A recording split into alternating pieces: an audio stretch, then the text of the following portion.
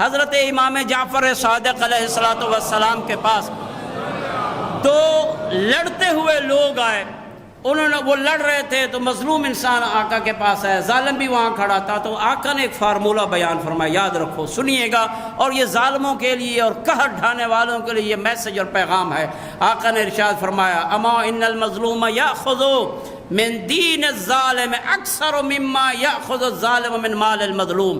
یاد رکھیے، آپ ظلم کر کے مظلوم کے مال کو لے سکتے ہو، مظلوم کے حق کو آپ چھین سکتے ہو، مظلوم کا جو استحقاق ہے اس کو آپ لے سکتے ہو، لیکن یاد رکھو یہ جو آپ نے مظلوم کے مال کو لیا ہے، اس سے کہیں زیادہ مظلوم کو اللہ ظالم کی نیکیاں دے دیتا ہے۔